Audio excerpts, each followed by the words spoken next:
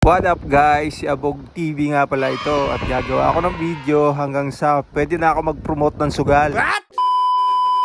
At ngayong araw nga guys, nandito pa rin kami sa Mount Mayon dito sa Sorsogon, Bicol, Albay.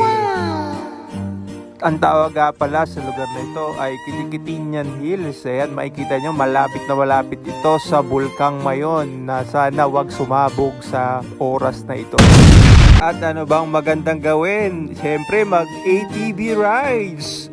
Enjoy na enjoy ang mga lakwatsero. Trinay nga namin sumakay dito para masulit ang lugar na ito dahil napakaganda, napakasarap mag-drive ng ATV dito.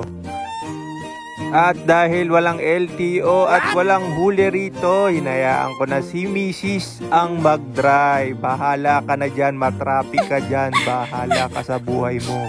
Sobrang romantic ng lugar na to para sa mga couple at hindi bagay ang music ko. Pasok, mas maganda music.